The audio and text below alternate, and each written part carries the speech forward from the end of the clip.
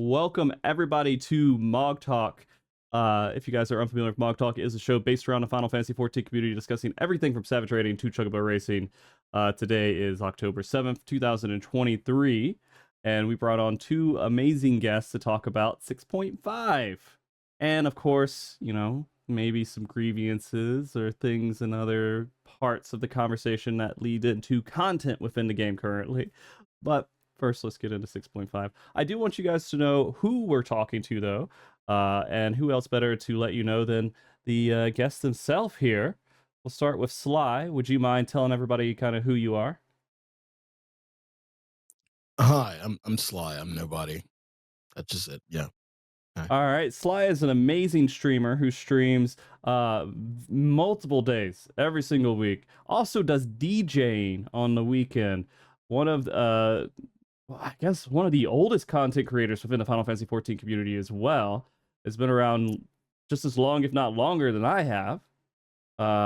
So you guys should definitely be checking this guy out. Near a decade of being my buddy, Sly, my boy Blue here.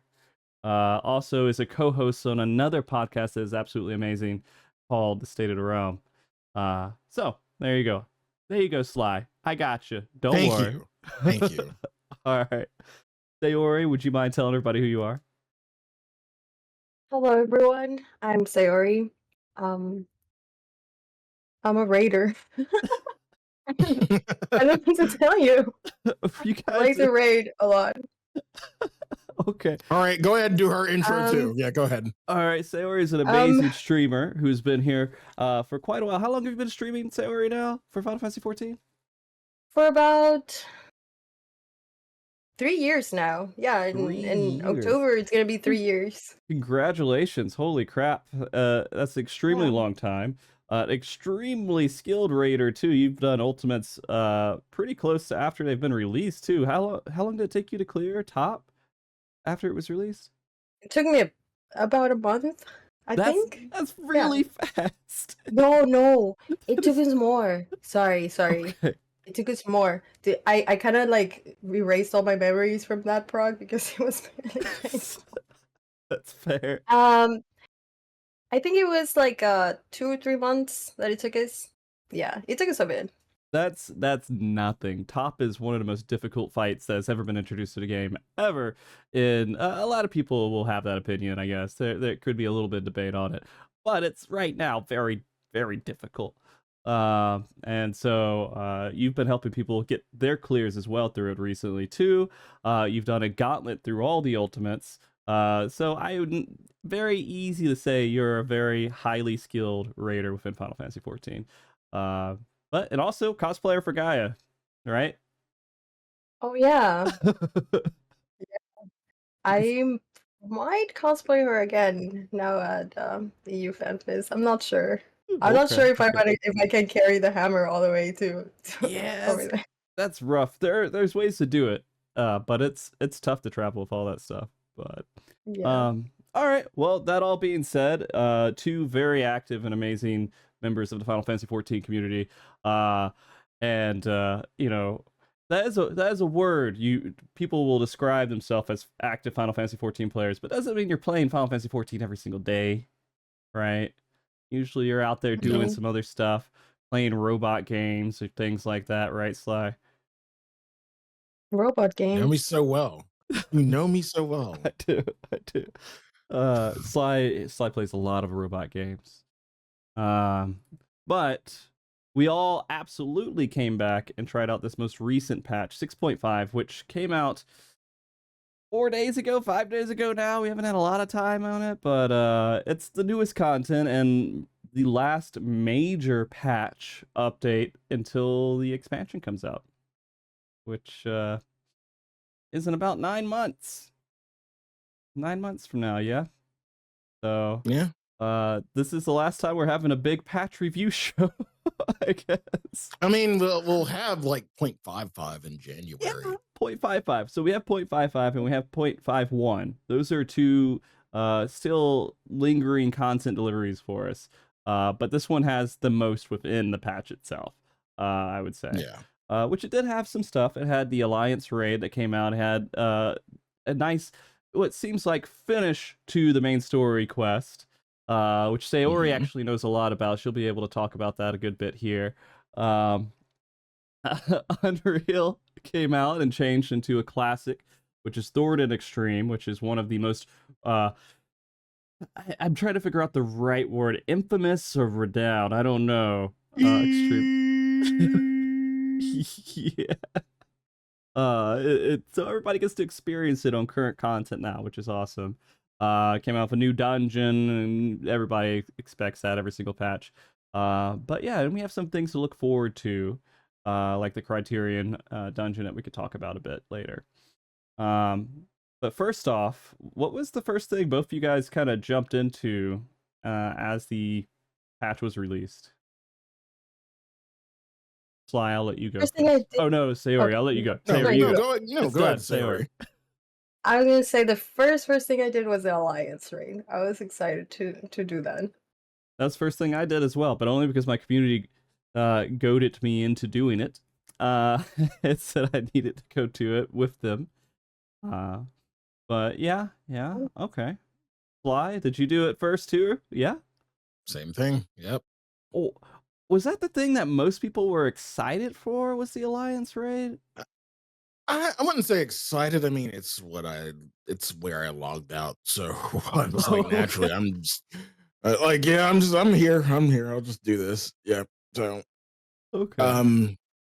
But honestly, yeah, I thought it'd be good to kind of get it out the way before I really get into the meat of the story and whatnot. But yeah, like again, it was it didn't take too long to get into, like, story wise. Like there wasn't a lot of cutscenes, but still, like there was like good to you. To me, yeah. There was a little bit of good lore in there, a little good moment with your patron deity. If you were one of the 6 who have already been in the raids, if not, if you were one of the last 3, well, you were kind of fucked. Sorry. But yeah, I had a moment with the patron deity and whatnot, and a little bit of more lore and whatnot, and got in. Didn't take too long, and just got in. Okay. Is there a reason why you wanted to tackle the Alliance first, Saori? First of all, because I knew like doing the MSQ would take me a little bit longer to do, but then it didn't. But then also because I was actually excited for it, because there was like, it's always good music. It's content that you can do with like a bunch of friends. It looked really, really cool. So I was really excited to see how the mechanics were gonna be and everything. Right. All right. And I mean, did you pay attention to the story for the Alliance raid, Saori? I haven't finished it. Okay, that's fair. All right. It's fair. I mean, a lot of people that I talked to in regards to the story for the Alliance one, they were tearing up. They were pretty sad at the end. I mean, it was a fairly emotional storyline, which is, have you paid attention to the previous storylines for the Alliance? Okay. All right. So this is when they announced this back at FanFest, the online FanFest for Endwalker and everything else. This seemed like a pretty big deal in comparison to the other alliances, right? This was the 12th, which we've heard about since we've started this game, and we're finally tackling it in some way. And now we're hitting kind of the finale of that with this Alliance raid. So I think a lot of people were kind of attached to how this story was going to play out. And it was interesting. I didn't know they were going to take it in this way, or they were going to explain the things that they did explain in there. But Fly, did you feel any kind of emotional reaction to doing a story? You're muted. Not really emotional, but I mean, there were a few things I was looking forward to lore wise with this. Knowing that the Are we going into You're gonna get spoiler spoiled, Saori. You're okay being Oh yeah, okay. I Yeah, don't yeah. mind spoilers at all. Yeah. She fast tracked. Yeah, She fast tracked. I had that. Oh, okay. Yeah, Okay. yeah. Yeah, The yeah. Raider thing to do. The Raider Yeah. thing to do. Yeah. Yes, You tell me raided it. It's all everything. right. Yeah.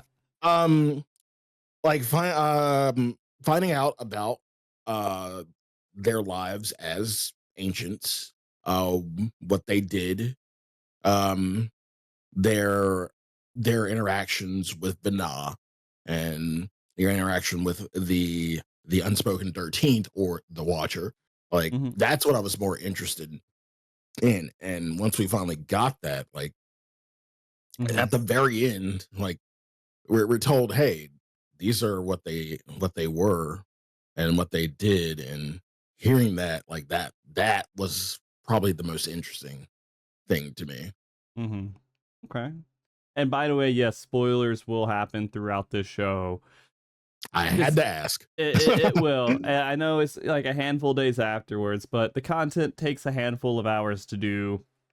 You know, it feels okay. It feels okay to do it. And if people want to avoid spoilers, I Okay. even put it in the title now just to make sure, because I want us to talk kind of freely about it. Okay. But yeah, it was interesting to figure out finally how that relationship worked. And we didn't really know. We knew Heidelin and we knew Zodiac, and we had all that stuff kind of get worked out in Endwalker, but we didn't know how the 12 was supposed to play a big part of it. It was interesting to find out they were all just kind of people. Vanat was like, hey, you did my shoes or something. Are you you were Yeah. like, you were really nice to me one day, deity. I don't know. Yeah. The stories didn't feel like, some of them it felt like they were played like really important roles back in the day, but other times it was like just it felt like maybe almost an acquaintance level. I would have to go back and review it all, but some of them I was just like, all right, that's all you had to do to be a god. Some were acquaintances, some held prestigious positions in like the Anator, in like academia Anator or in Amnesis, in terms of research. But yeah, like some use like you said, some were just like kind of acquaintances she met along the way and decided, hey, I like you, like you said. So yeah. Yeah. I don't know. That's actually an interesting point Jazz is kind of bringing out here too in chat, is that apparently you can meet them on side quests in Elpis. Yes, two of them actually. I forget which two. Just pretty crazy that was already implanted within the expansion, I guess, beforehand, and they were just like, hey, now you can go back and look at these people. Yeah. So the story, this is a pretty big deal. I don't know if I could ever make another Alliance raid that has this kind of core lore that people are looking for. Maybe they can. There's a couple ways, but this felt pretty big. And I like, we don't have to go too crazy into it, but the ending was just like the little monkey made all the difference for the you know, it's just because of the cute noise. And you'll see, Saori. Yeah. You'll see. Sorry. It's okay. But I mean, that's interesting because the deities have always been like a big deal, I feel like. So learning that they were like normal people, then, you know, I don't know, it feels a bit disappointing. In a way, because since you start your character at the beginning of the game, you know, you choose like, okay, you read through all of the descriptions and you're like, okay, this sounds cool, like I'm gonna go with this god, and then, you know, now we finally know their backstory. I mean, that is cool. Yeah. But now that is all wrapped up, and at least we have information on it, and we don't feel like there's as much of a mystery behind it. So a lot of our mysteries are going to be on the expansion, right? So I guess that's part of what they're doing right now, is they're trying to tie off all these ends, and the 12 was an important end for them to tie off. So we don't have to think about this mystery over here anymore. We'll think about the mysteries over within the next expansion, Dawn Trail. So that is exciting. Yeah, the content though, doing it, the music was good, of course. Mhm. Music was good. I don't think there was a single moment where I was like, I'm disappointed in the music throughout this entire patch, especially within the extreme, but we'll get to that later. But the alliance, I felt like it worked out pretty good. The fights were, I don't know, they were like alliance fights. I don't. And that's pretty much the best you can say about it. Like as content you partake in, like it was an alliance fight. It was good in spots. It like people going with the expectation that like it's gonna be like really, really difficult, but at the same time, like you said, these are alliance fights. These are not extremes, these are not savages, these are not ultimates. They're just alliance fights. They're a piece of content designed for anyone to do. Like it's really accessible. Mm-hmm. So I see opinions out there that, it's just it was boring. I mean, what do you expect? It's like a 24-man dungeon. That like what were you expecting? Yeah. Like it does get interesting in spots, but all in all, it's a dungeon with 23 other people. Yeah. And people die to stupid stuff in it still. So Yeah. yeah. And Saori, did you have any thoughts on just the fights themselves? I think that the fights were they had some interesting mechanics, but also for it to be, I agree with Sly. It's it's not supposed to be like a very difficult fight or anything. It's not an extreme or savage, right? But one thing I noticed is that there weren't any like wipes, or I haven't had any wipes like completely like in past alliance raids that we've had. So like if an entire alliance raid was wiped off, we could still manage to clear. So that's the only thing. It felt like we could still do the mechanics and everything without the full alliance being up. Yeah. So that was the only that would be the only criticism that I have for it. I think the mechanics were really cool. Visually it was really, really amazing. I did like the music, but yeah, it felt simple, Mm-hmm. but I still liked it. Yeah, and the last boss was like supposed to be this mix of all the different bosses kind of put together and just this overwhelming presence of just like everything all together, right? And so that was kind of interesting to see. I it, I don't know if I was going to expect anything new. I think it's a good way to just send it off and be like, hey, you remember all these fights you did? Well, here's this mechanic, and then you're going to follow up. You're going to have to remember every single key mechanic from all the previous bosses, right? Or at least like a good handful of them. And so I felt like that felt okay. I do have this urge and this hope that one day, we went back, we're like Criterion Savage, right? Or Criterion difficult 4-man dungeons. Yeah, Savage raids. Maybe we could go up a little bit and start doing Alliance Savage raids too, right? Maybe we could go up and do that. And then maybe we could give items in those Alliance Savage raids with the gear that could be scaled up to the current raid tier if they complete it. I don't know. That would be cool content. It's kind of like DRS, but with only 24 people. Yeah. I think that would be cool. If we get, rewards. Yeah. I mean, I don't know how much work it would be to scale and balance some of that stuff, but if it's 3 to 4 months after a patch is released, right? Getting drops that are equivalent to what the current raid has seems okay. Then it gives an update to the best in slot stuff as well, and a lot of people are happy. So I think like doing a Savage 24-man, I don't know if that's like just scaling the damage, adding in a handful more mechanics. I don't know if it needs to be as different as normal 8-man is and Savage 8-man is.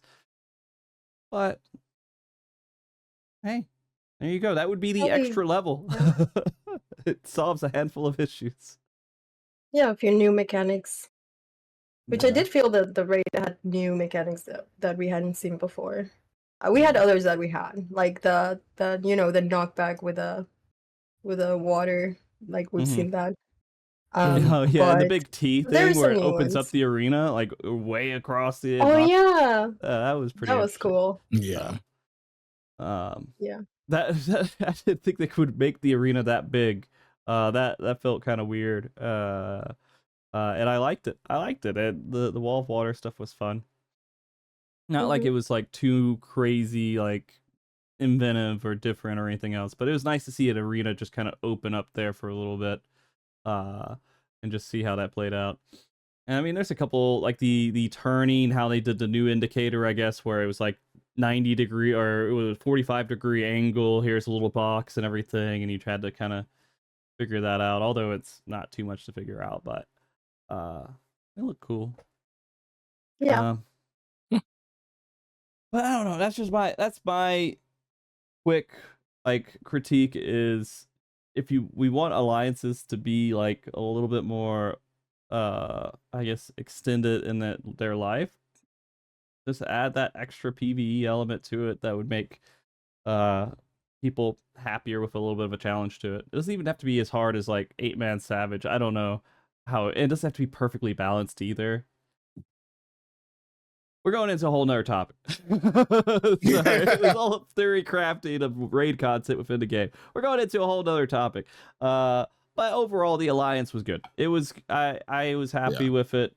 I'll be honest with you. Every single time an alliance raid comes out, I do it once and I stop doing it. I'm like, this was fun. This was a nice little experience, and I don't go back. I might go back now just to kind of get some upgrade tokens for alt jobs and everything now that I'm playing a little bit more with different jobs and roles and everything. But we'll see. We'll see. With that over, though, I mean, they also gave us another level of content with the extreme.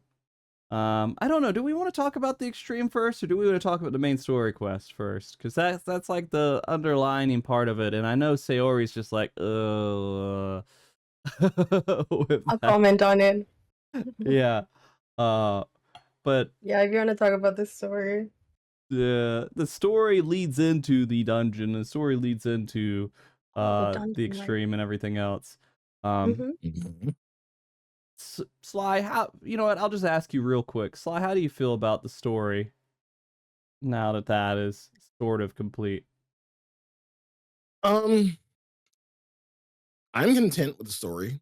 The thing about it is, like, again, this entire expansion has been 4-centric, Final Fantasy 4-centric. And I said this on Friday, and I'll say it again.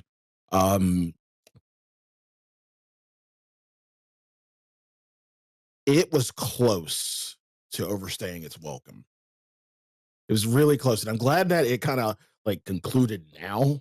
Because if we had another like patch of it, like the 6.55 patch of this, yeah, I'd be like, this entire patch was about Final Fantasy 4, and like, yeah, it was done well. Like, it's not like it was done like Stormblood or Omega was, like, where it was just fan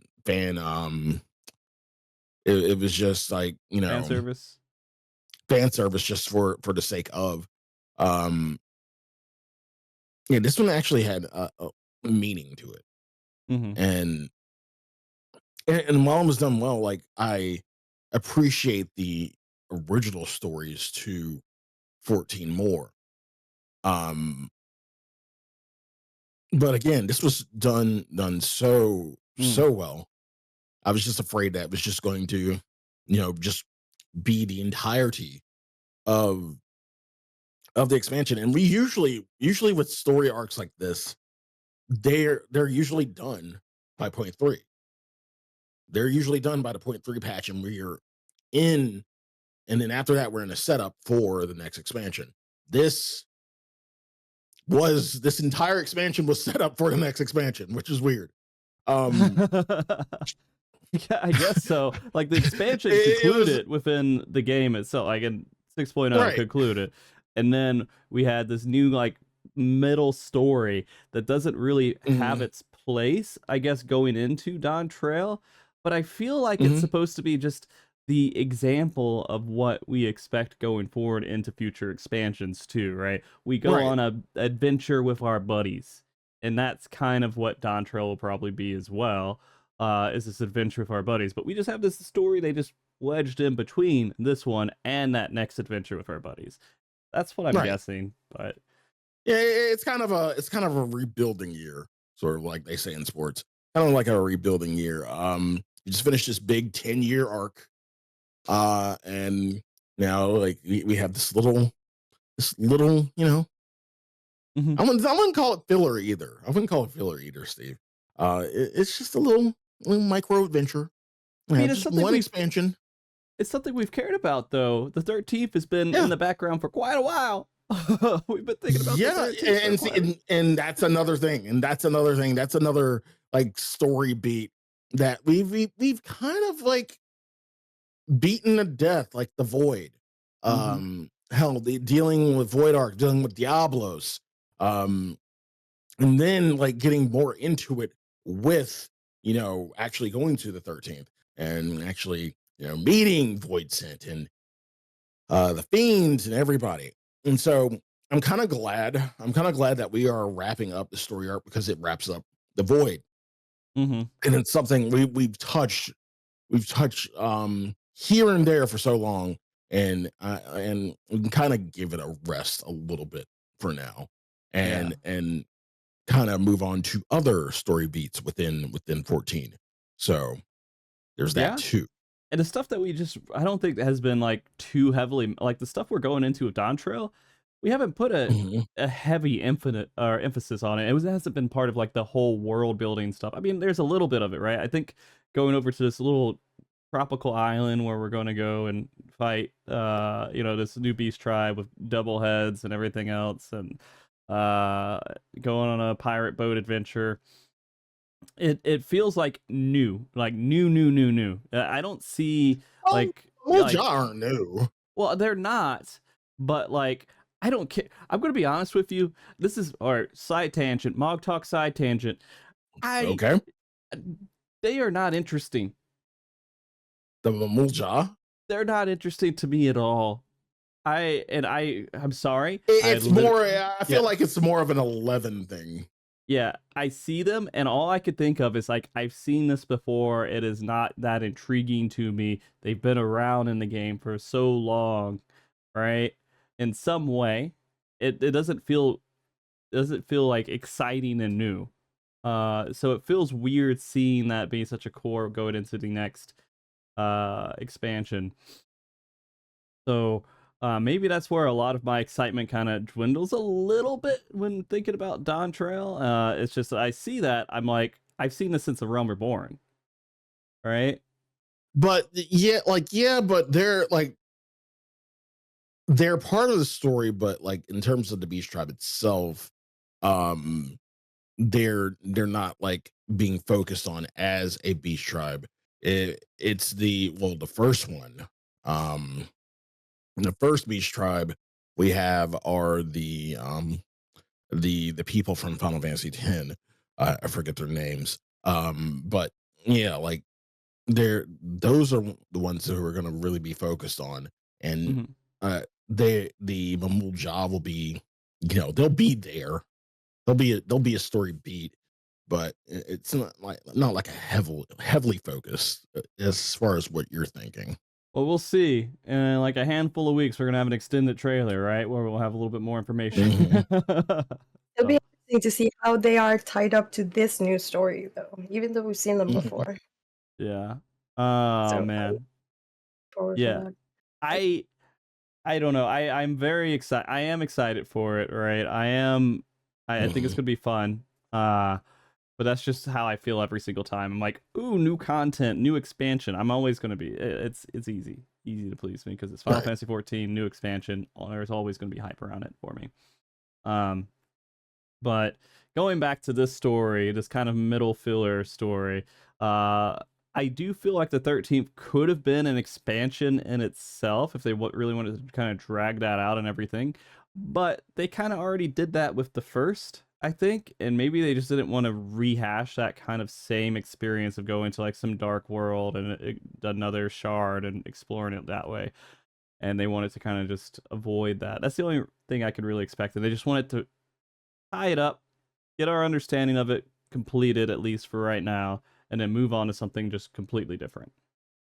Does that make any sense? Well, it does, but the difference between the first and the 13th, like the first is, teeming with life, still, even after the flood of light, whereas the 13th, it's Thunderdome out there, like every void sent for itself, pretty much. And now that we have Golbez and Zero on the 13, back on the 13 to kind of replenish it and try to essentially save it, or reclaim it.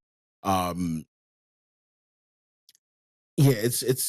it's going to be a place. It's not going to be.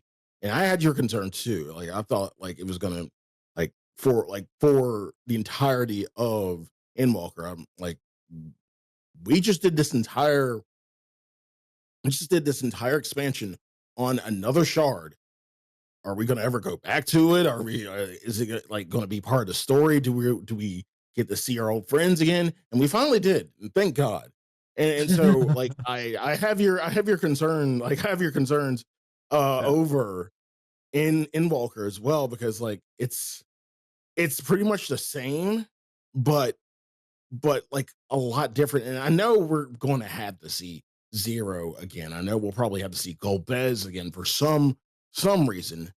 And I just hope it gets fleshed out. I hope it's not like, hey, we're just going back just to do crafting or whatnot. Like there's nothing on the 13, but I'm just saying, like, we need to just let some of these guys sleep and just be done, right? We need to be like, all right, these characters, they're done. They're gonna go live their life and go have nice, wonderful rest of their days. They're good. That we don't need to worry about them anymore. They were really cool, that expansion, but just we're just gonna have too many. I mean, we could, you know what? Once we start hitting too many fan favorite characters, we're gonna have to start killing some of them. Why? Why do y'all want characters to die so much? Because you just can't manage that many, man. You just can't manage that many. You just gotta get rid of some of them. Sorry. I mean, maybe you guys and just want to kill everybody off. I agree with that. Yeah, it's for the richness of the story. You just have to sometimes. Yeah. So I don't know. Maybe just because it makes you feel like there's at least some sort of danger. So I don't know. There's some level of like, if we accumulate either that or just let them sleep and move forward. Because Xenos, we're like, man, we just need to move on.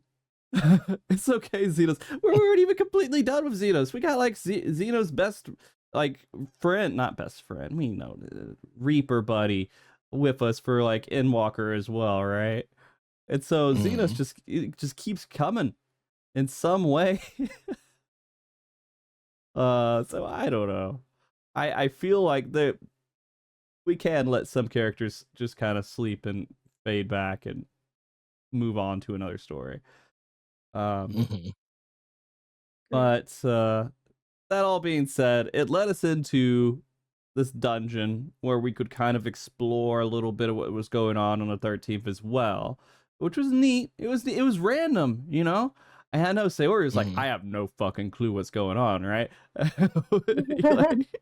You go, and all of a sudden you're just like teleported to this like castle. That was Final Fantasy, man. When you got in that place, you were like, holy shit, this is Final Fantasy. Those green goblins that they had were nostalgic as hell when I saw them pop up, and a lot of the different monsters they brought in there as well.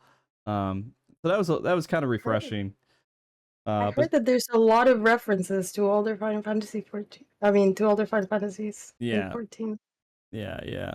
What'd you think of the dungeon? You said you had some thoughts. You were complaining a bit, you said, Saori, about the dungeon. I've done that dungeon probably around 20 times now because it's biz for top.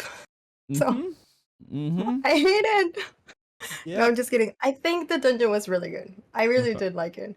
I've been farming it a lot. Yeah. The boss fights were interesting. We saw some mechanics that we've seen before. I was not a big fan of the second boss with like the sand, like you Oh, the can't get out sand of the getting knocked sand. back from the Yeah. pillars. Yeah. But yeah, it was a really good dungeon. Yeah. It was I nice. liked it. It's what it was. Nothing of it felt difficult in any regard at all.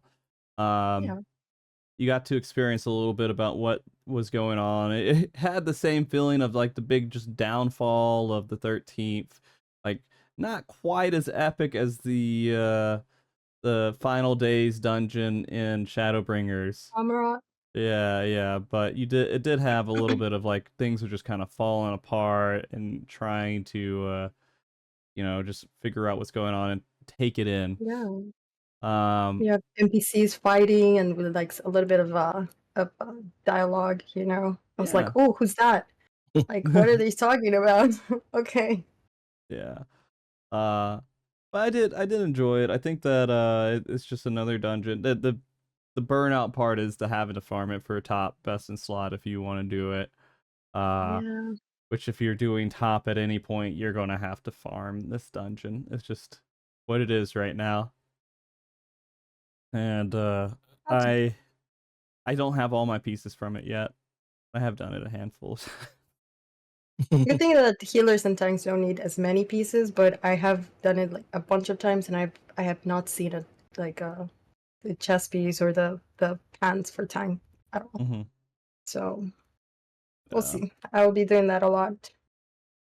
But yeah, I liked it. The last boss was I was wondering who that was, you know, and it's because they keep also like mentioning like hey, Golb is this or that, and I was like, oh, is that Golbis then, or Yeah, it was a little confusing. Yeah, the whole I mean, and they introduced that at the very end of the last part of the story too, where just like, is it the current Gobez or is it the old Gobez? They're just like, you have to kind of like go back and forth with that thinking, and I feel like that I understand why they did it, but I feel like that just made things more confusing than it really needed to be.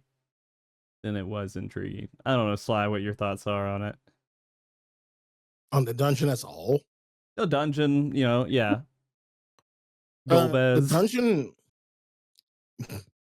well, the dungeon as a whole, like, was pretty much a love letter to 4, just like everything in this expansion.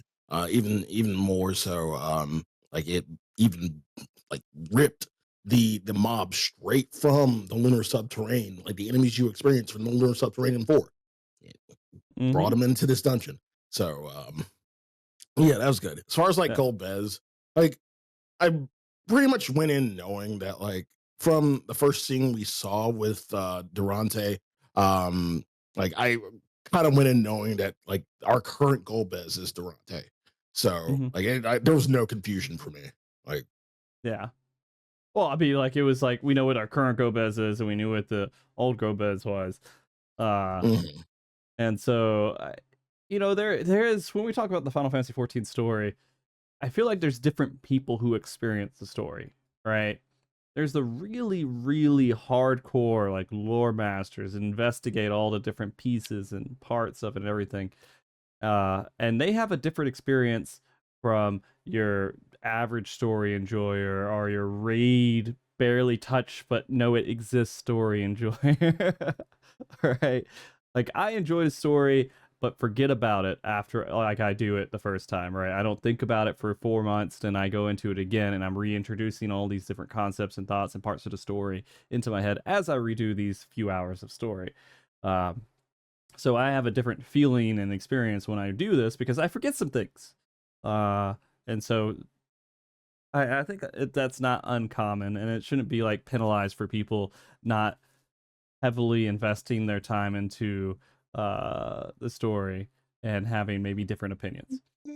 that's another thing when Yeah. we get like stories like that, I feel like I'm just gonna forget about it. So I just rather like do the entire story once it's like kind of completed, so I can like actually know what's going on. Yeah. So Yeah. I do watch the story. I usually do that on my alt. But Mm. when everything is released, like just new, like I just like skip through it to get to like the dungeon, the extreme, and everything. You know?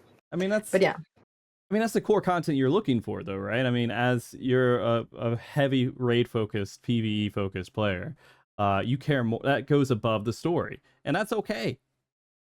I don't think that should be a bad thing. I know a lot of people when they think about Final Fantasy XIV, they think about story and how it needs to be like respected, and everyone needs to give it all the attention it deserves.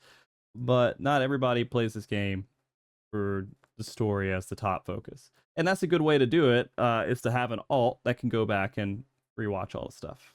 So you're doing it fine, Saori. Don't let people give you shit. skipper, Yeah, spatch. they get so bad. Yeah. They get so many angry comments. But yeah, I do think with this in particular, no one who didn't do these patch pieces are going to be left out when they start Dawn Trail. Yeah. So if someone buys a story skip going into Dawn Trail, they are not going to be thrown off guard by anything they're really seeing. It's going to be just walking into an MMO that feels, I guess, a little bit fresh to them. And if they want to go back and experience the previous stories, they can, but they're not missing out on anything by not doing these patches, which is kind of interesting because in the past you kind of miss a lot of buildup going into the expansions, right? This time it's different, which is Yeah, the build-up's at the end.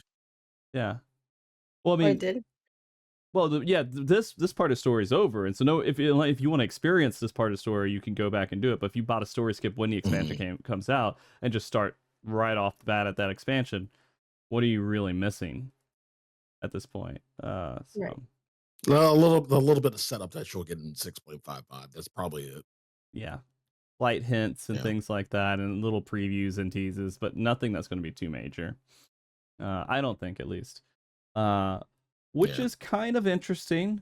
Because in the past, you know, the Ishikawa and everyone else are like, go do the Crystal story, go do the Crystal Tower stuff, go do this. It's Make the sure 45-minute mark. That's the DC. Yeah. Oh, is that it? Yeah.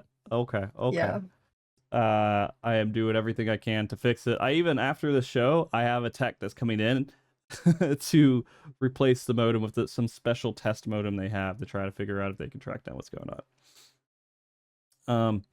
But all right, so now that we're back, the last note that we hit on was just that Dawn Trail is going to be kind of a fresh start for everyone that is entering the game on their new shiny Xboxes. All right. True. I really just don't know how many people are going to play on Xbox, but maybe I'm just underestimating it. Maybe just people that already play on Xbox will try the game, I feel like. Okay.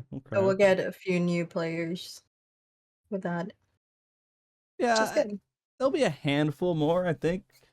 I mean, they're going to introduce it very soon, but I mean, those would be in a group of people who haven't really played the game too much and maybe starting around this new expansion. Would be people who are exclusive to Xbox, which I feel at this point, the console war stuff where people were kind of exclusive to one console or one platform, that's not really there anymore, is it?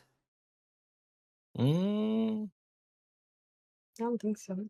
No, I mean, there's a handful that are just like, I only play Xbox or I only play on PlayStation. People who like to play on PlayStation, instead of PC and things like that. But I mean, at least for this game, I have never seen anyone, like, for example, come into my stream and be like, oh, I can't play because I'm on Xbox.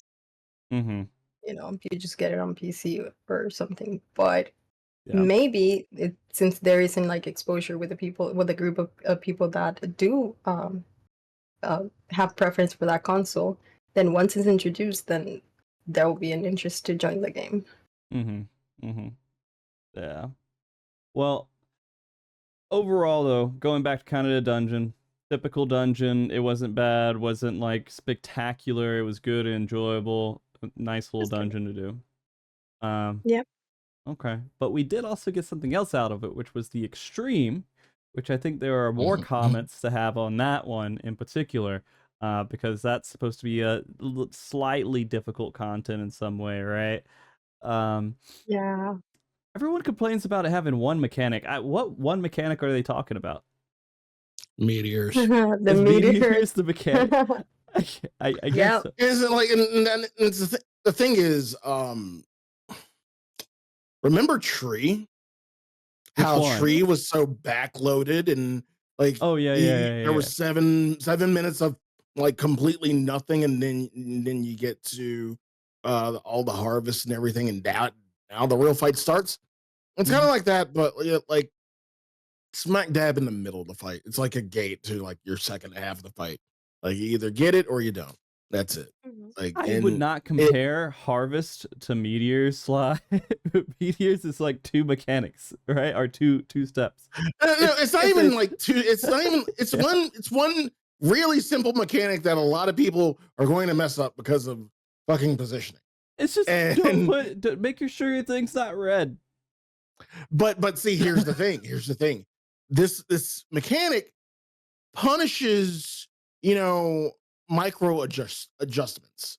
So if you try to adjust at like the last second and you're good, you just wipe the raid for no reason other than you were just trying to like inch a little bit more. Also, the first group of people, the 4 that get the placement first, they don't have a problem in the world. They don't have a worry at all. But then the next set comes up and it's like, there's no room for me. Where am I gonna go with this? You either wipe the raid or you just sack yourself. Just sack. Yep. Yeah. Yep.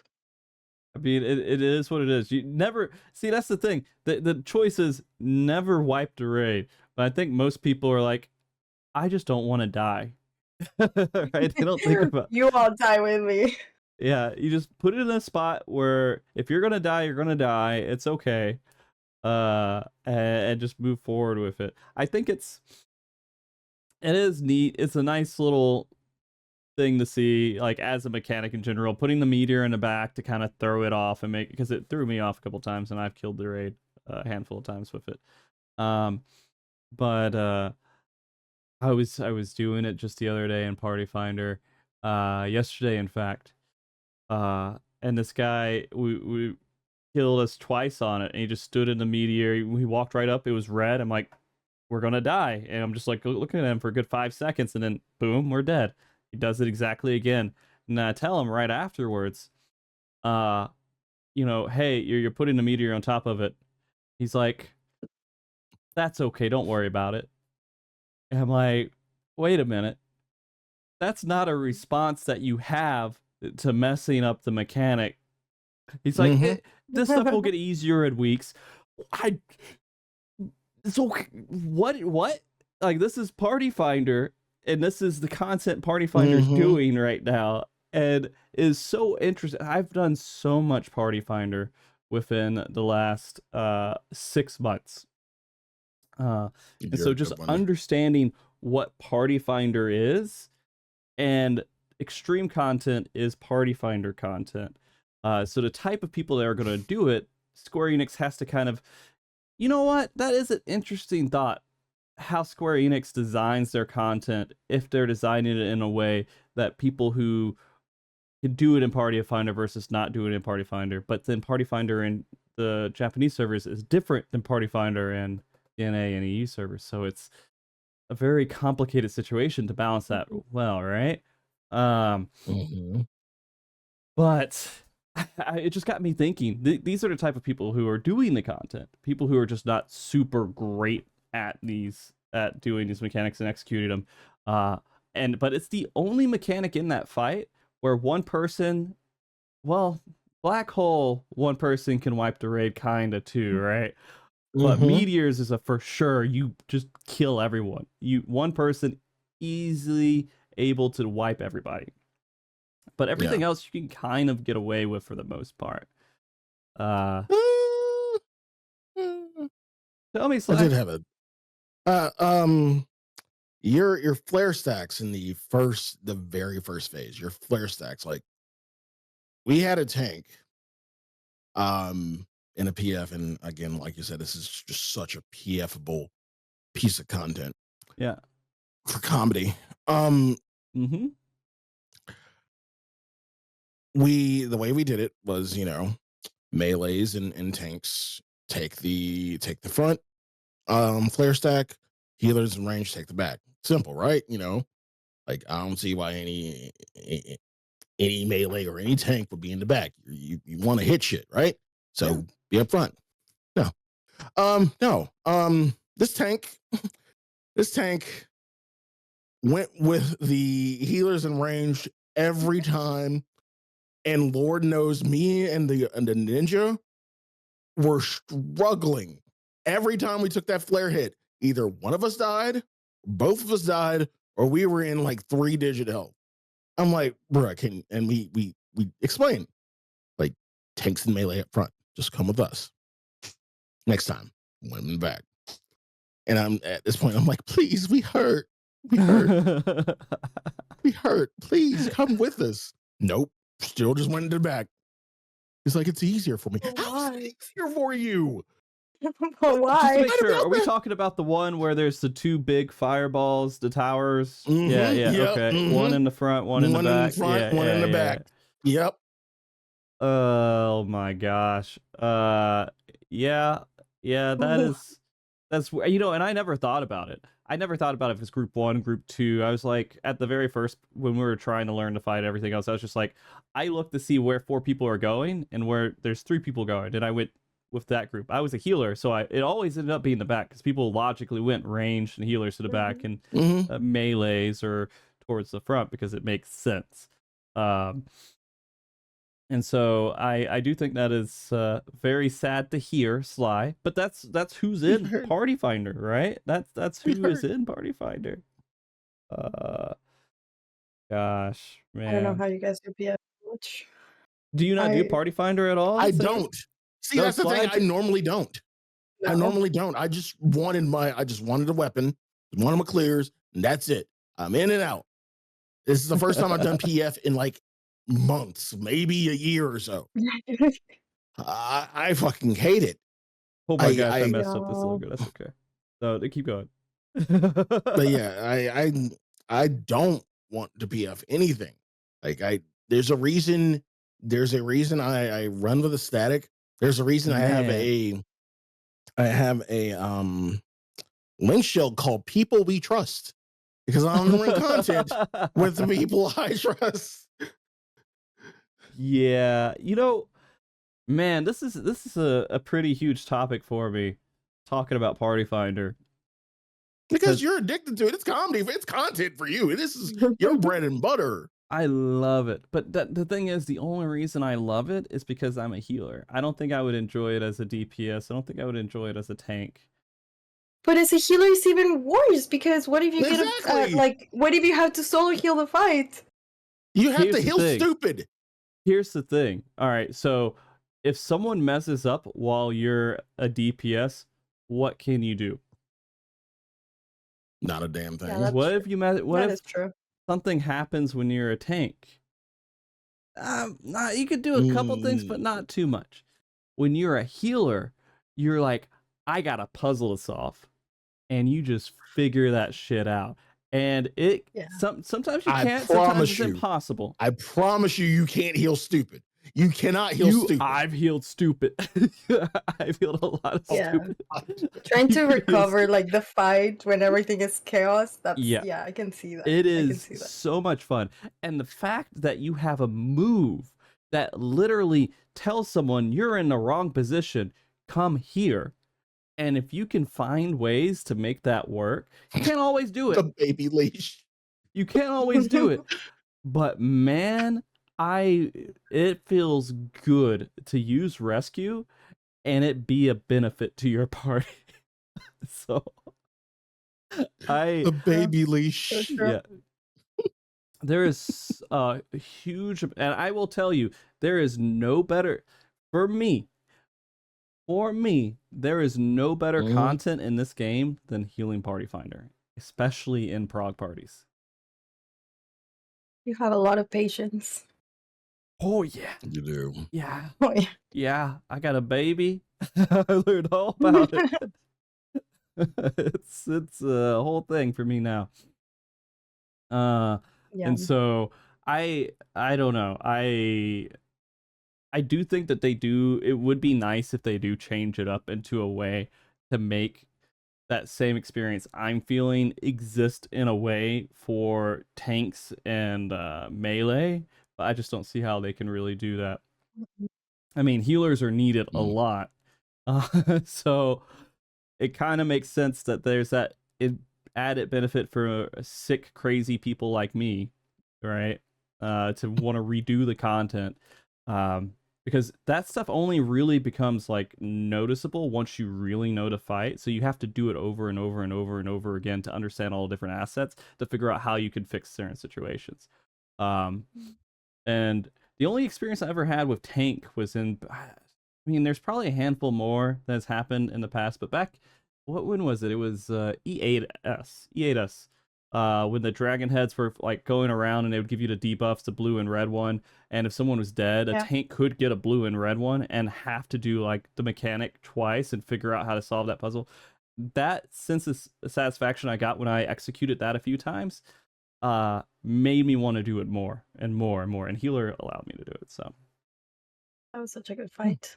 It was good. It was good. A lot of people didn't like watching the flashbang in the middle of the fight multiple times, but you know, some people did. That being said, the extreme and how they're kind of gearing this content out and making it like, or well, developing it for the masses. It's Party Finder overall. If you're a static, you're a set amount of skilled players. I mean, Saori, did you do it on server up? I think sorta. I did the fight blind the first day. I think it took us less than a lockout blind to clear one it. lockout. Yeah, I think some people. It's pretty simple fight. I feel like there weren't overly complicated mechanics. Like healing, I've healed it and I've tanked it. Healing was also pretty straightforward. You know, you do have your doom mechanic, but that's you know. I do like at the very beginning how they introduced the doom part instead of having just a big raid-wide AoE.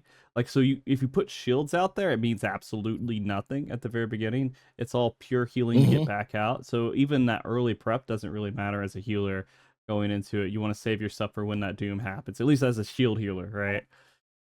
Yeah. That's one thing I noticed. So it's a little bit different, but yeah. You also have skills that like just top off the party pretty much instantly. Yeah. It feels so good. Which healer do you heal with, Saori? I was a white mage. White mage, okay. I was white mage, yeah. I used Pepsi for it. So you could shield everybody, and then you could hit Pepsi and actually have a use for that button, the Pepsis, where it actually uses your shield, and no one ever uses that button on Sage at all. Yeah, I've heard.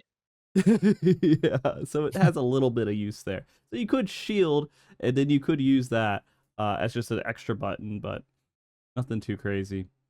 I do think they had that part where it's just kind of chaos at the very last, like what, 30% or so around that percentage. 25%, yeah. 25, the last phase, yeah, that was fun. It gets a little hectic. Yeah, but when the music changes, you know, you're like, okay, is this something going on now? Yeah, that was fun. It's just it's fun once you kind of learn it too, and there's a lot, and visually it's difficult with the Rise, I think they are, right? The ones where it's just kind of staying right there in the spot, and so everyone just kind of spreads out, but you move out of your spot. But if you weren't paying attention to the other jerks around you, you could walk into their spot, and if you don't see it properly, you'll just die, and you're like, oh. I've done that so many times where like an Rai was blocked by another Rai, so when I was looking at it, I couldn't see that I was walking into an AoE. It's just rough. But it's fun because there's nothing that is really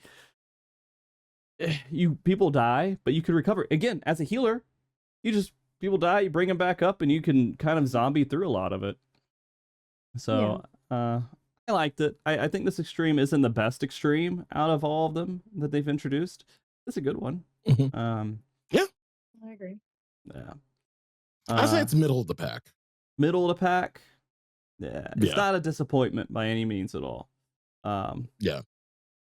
And now, if you have farmed all of the other ones and you've gotten your mounts for all of them, your wonderful Lynx mounts that are like, oh, for some reason, Lynx are the extreme mount. That's what's going to be in this game. Lynx mounts for extremes. And then you can get your penultimate or whatever mount, which is an old Bahamut mount carrying a chair, right? What do you guys think about that? I saw that. Yeah, I saw that. So that's the one that when you get all of the mounts, that's the one that combines.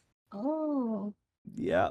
And I think it's pretty cool. It's cool, but there's no relation at all. Yeah, nothing at all with the other ones. True. It's just an Amano dragon. There was, you didn't tell me there was something with this Amano dragon that had to do with 14, but there is a relation. I forget what he told me. Yeah. There's a relation to the story. Not the story, but just the 14 in general. Oh, okay. I guess it reminds me of Ripley from Metroid for some reason. Or was it Ripley? Is that the dragon? Yeah. Gosh. All right, I think it was the Final Fantasy. I can't remember which model it was. It was a really old model though. It was 4 or 1. I don't think it was 4. It might have been 1. Ridley. It's OG4. Oh, is it 4? It's OG4. And I think dragon. Yeah. It's ugly. I think it's beautifully ugly. I think that's the best way to put it. Like artfully done in a manner of just like, hey, I would like this, but I realize it's not this cute little oxytotl. You know. I'm okay. I tried to throw the oxytotl on the ground after I got it. It won't let you destroy it.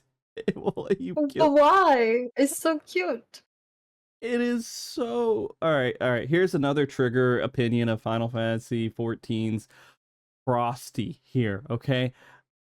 I don't care about that mount from P12S. I don't care. I think it's I'm on Twitter right now. I understand. It is...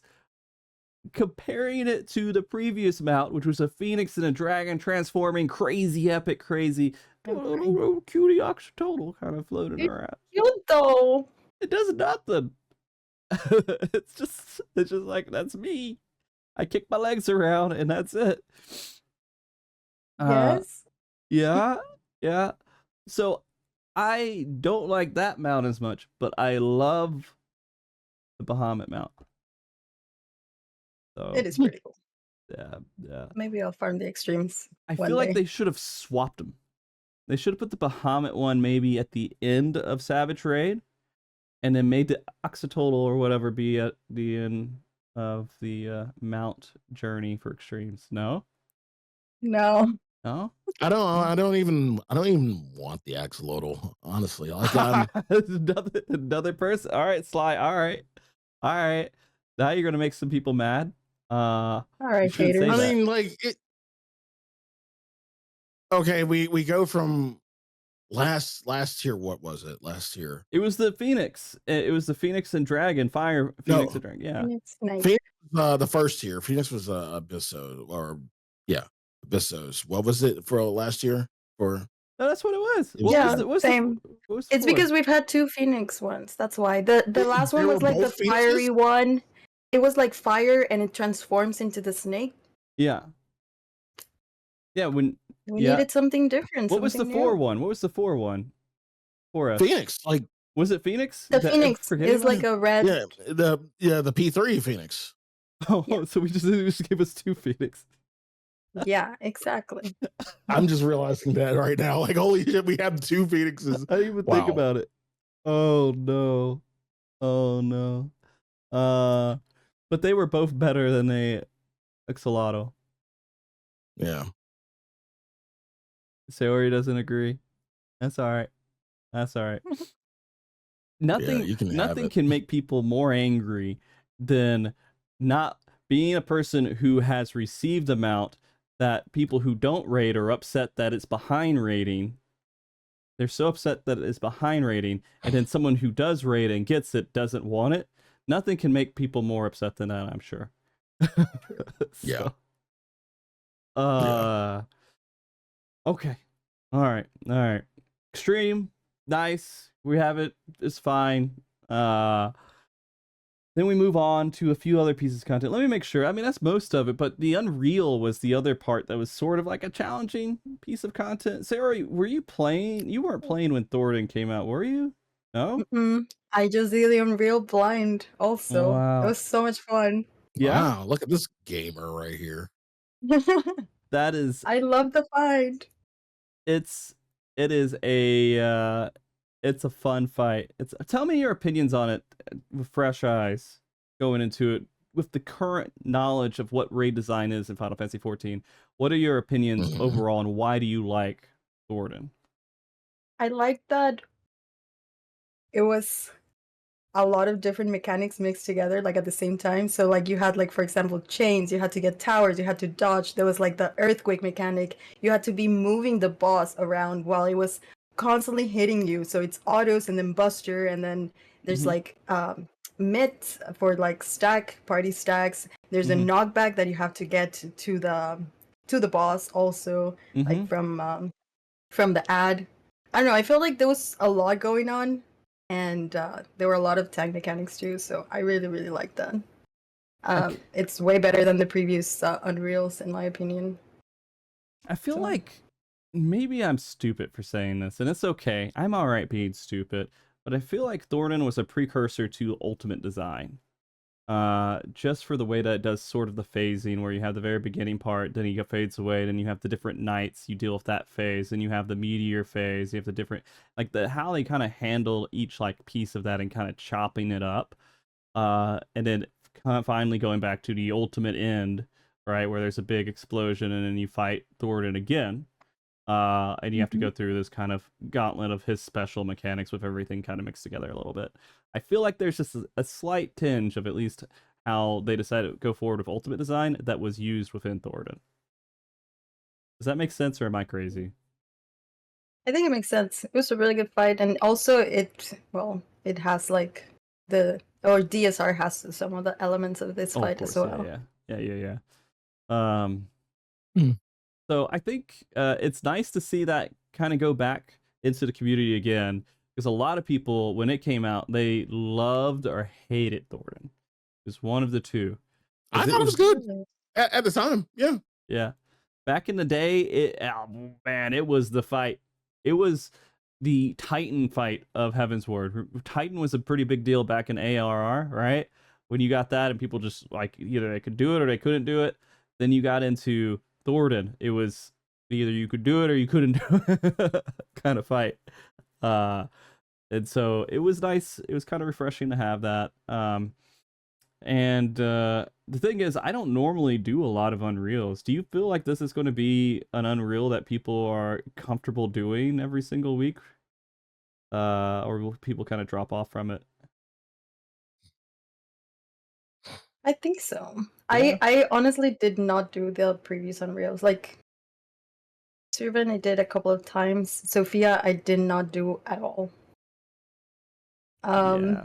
This one I can see myself doing this fight weekly. Yeah. What do you think? Honestly, I feel like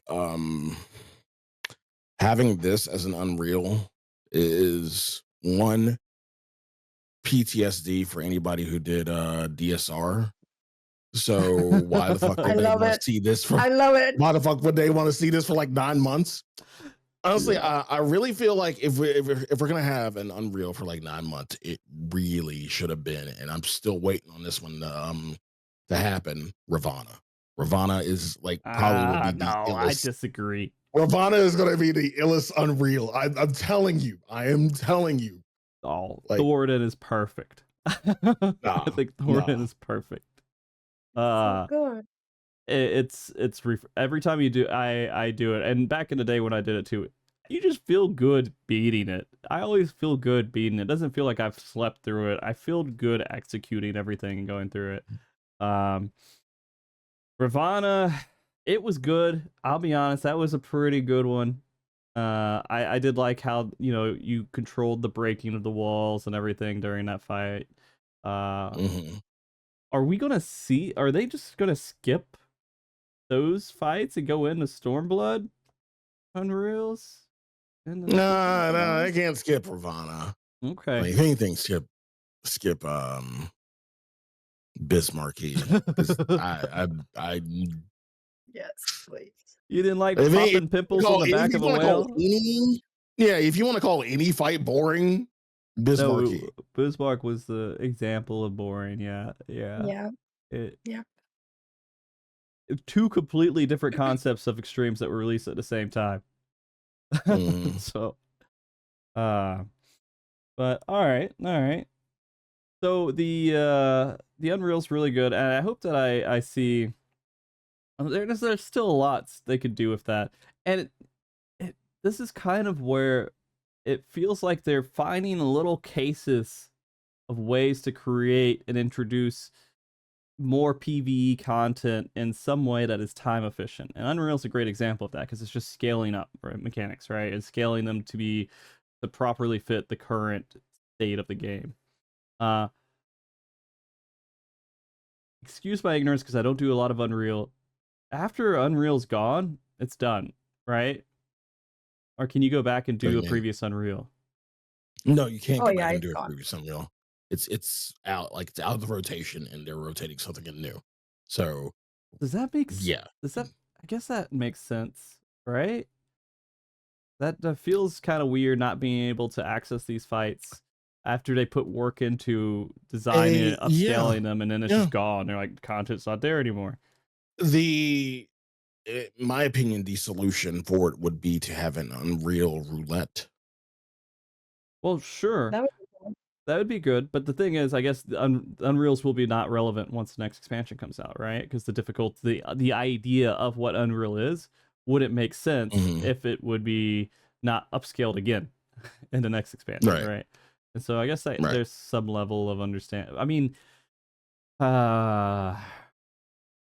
okay, I kind of get that concept then. If like they go into the next expansion having the previous Unreals, unless if they're going to upscale all of them at the exact same time, again, it doesn't make sense to keep them around and just keep the one in there. Yeah. Okay. Well, we'll see what that looks like with the Corsair job and Green Mage. You know, they'll probably have some balance issues going into the expansion. Wait a minute. Was I supposed to say that? I don't know if I was supposed to say that or not. We all know it's Corsair and Green Mage, right? That are going to be the next jobs that they're coming out with. Yeah. I'm leaning towards Green Mage, just like, and you're going, and everybody's going there because of the Clover. The Clover is one thing. There was by the way, spoilers, Saori, main story quest stuff. There's a Clover. Yeah. Okay. Oh, what's the other thing? The legs. The legs they showed at the very end. Keep an eye out. Oh, you're talking. Oh, wait a minute. You're not talking about main story quest. You're talking about hints towards Green Mage. Yeah. Ninja Turtles are green. Really? That's why I didn't even really put that shit together until you said, like, I forgot about the shirt. I forgot about the shirt. And like, okay. Yeah. Turtles are green. Sure. It makes sense. It works. Would be interesting to see what they can do with a Green Mage. But yeah, the Corsair is just the pirate thing to do right now. It'd be great for our sponsor, Wonderful Corsair, !Corsair, for anyone who wants to check them out in their amazing gear. The headset you're listening to right now is a Corsair headset. It sounds amazing. It does. You should pick it up. But yeah, no, I think that it is one of those things that a lot of people are kind of leaning towards. and they just gave a small hint. It was they gave another hint too at the very end of the story where they were saying, "Hey, come join me for an adventure." It was Kryle's grandfather, right? Was like, "Hey, come join me for an adventure," on a letter. And the smash and bite. Yeah, the smash and bite. Get a letter and then you read it. I'm invited to go to an island adventure. No. We'll see how that plays out, but that's we're now getting everything that leads up to Dawn Trail just right at the very end of this patch. And the other little hint they provided was they showed some legs. They were just so you know, they showed some legs. Legs noted. Yep. They don't look very. No, they showed feet. They showed feet. Was it just feet? Was it feet? Feet? Hold on. Can I? Yeah. Did I get a good? I don't think I ever zoomed into those feet. Do we know where a good picture of those feet are at?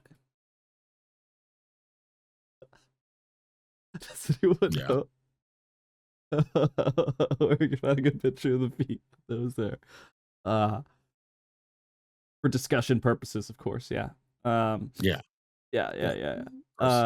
A lot of people are thinking it's the female hroth'gar introduction. Do you think there is a chance that they're gonna do the female hroth'gar introduction the same way that they did the Viera introduction back in 2018? Sorry, did you see that trailer when they introduced? Don't remember. How was it? It was basically like a Victoria's Secret kind of like walking around. No, fuck that. That was Destiny's Child. That was Destiny's Child, Vera. They're all like walking. There were three. There were three, and one of them looked like Beyonce for some reason. Yeah. They're wearing the traditional Viera garbs as well, and so it definitely fit what people were looking for Viera. Now, if they bring out female hroth'gar and they're all just like hairy and they're doing the exact same thing, I would. They have to. I would. That'd be awesome. This is okay. Here's the thing. This is something people have been ranting and raving for years, and like we're probably gonna get what you just described. No. Like, maybe. And how can they be mad? Like, how can people be mad after that? Like, how can you really be mad? You asked for this. Yeah. Like, you literally asked for this. Like, what were you expecting? Like, them to look more? I do want them to get rid of the human aspect of, I don't want it to be literally Catgirl 2.0. I'd like it to be closer to what the current hroth'gar are, because that's what that's what it should be. It would be that. Yeah, of course. And so we'll see how they actually end up doing it. They could do whatever they want to. But it looked like normal legs to me, to be honest with you. When I saw it, I didn't think much of it. That's why I was looking for those pictures, because I don't remember how detailed it was on that. So maybe I need to go back and look at it. They're like the closest thing. Okay, if you really want to see what a female hroth'gar could look like, go back and look up concept art of Final Fantasy X for Ronsos. Done. Okay.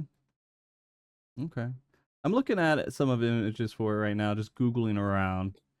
And yeah, that makes sense. It makes sense.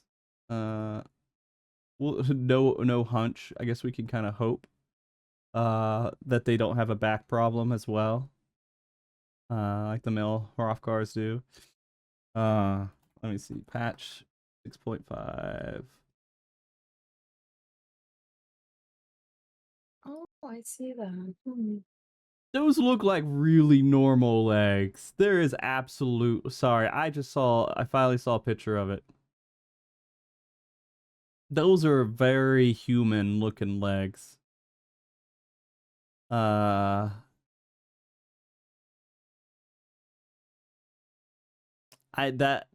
can't be female hroth'gar. There's no way. There's no way.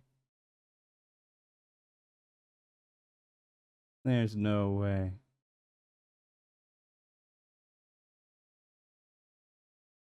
People are telling me no way. All right. Hold on. I'm going to try it. I'm going to play this. Hopefully it doesn't play noise here. And I'm going to see if I can get a clip of it. I just want to show it so I can feel like I'm not alone here, just seeing it's absolutely freaking normal looking.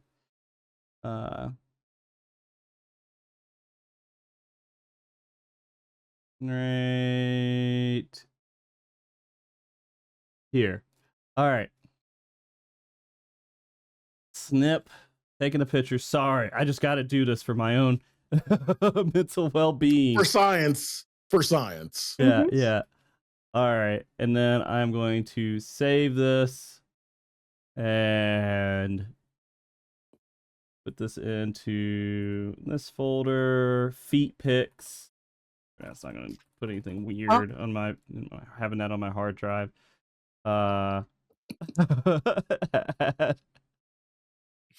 Frosty, why are you like this? Feet pics is the OBS thing. Then browse. Here. Okay, I got it. All right, I'm putting it over you right now, Sly. Okay. Thanks. Oh, okay. Appreciate it. This looks really, really normal. They don't look like anything like.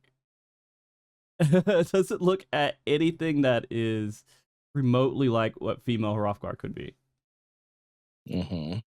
This is what they show off in here. I know there's some like model extractions and everything. I'm not gonna put those on the stream. But yeah, there we go. P-pics. Yeah. I paid $15 sub. That's how much I paid for these pics. So what are your opinions on this? Saori. I have to have an opinion about this. Yeah. That just looks like human. Yeah. Feet, I guess. Like feet. They look like just human feet. Yeah. Feet. So I don't know. We'll see if they maybe they're gonna announce this at the EU FanFest. They're gonna say, guys, we decided to scrap female hroth'gar. No. Maybe they're like, hey, it just doesn't make any sense. We're not gonna put it in. We're done. We're over it. Let's move on. How do you think the community would respond? Riot. You think riots? I think everyone's suspecting that female hroth'gars at this point. Okay. All right, I'll leave it be. You'll see it later when you go through the MSQ story completely, Saori, and you'll be able to have an opinion on it. But yeah, it's our little teasers, teaser feet pics going into the expansion here, and we'll get another one in 655 in January. Well, we'll get a little bit more details. We might have the answer by then. Is 655 after JP FanFest? JP FanFest is when. Go back and 6.55 is January 7th. Yeah, it will be. It'll be after the JP FanFest. So we'll already know for sure, and we'll have concept art if they are going to be doing it. So then we'll actually see the model in the game if that is true, and they are going to introduce it like that. We'll be able to see it in its fullness, I guess, by after JP FanFest, which makes sense. It makes sense that they would do it that way, right? I don't know. Okay. Well, that being said, that's most of what the expansion or the patch was. Sorry, not the expansion. The patch was just most of that content there. Island Sanctuary existed, and there's more stuff to do with Island Sanctuary. I haven't touched it. I know it's. I'm still level 6 on my island, guys. I'm working on I'm it. level 5. Level 5. Okay. I don't feel alone right now. Thank you. Sly, how are you doing on your island? I don't remember. I need to go back because I actually have an incentive for this. I need to go back and do it. Yeah. I need to go back and do it. Yeah. Yeah. Like I just want to get it to where like it's self-sufficient and I don't have to touch it or anything. But I had to go pick up stuff and like, yeah.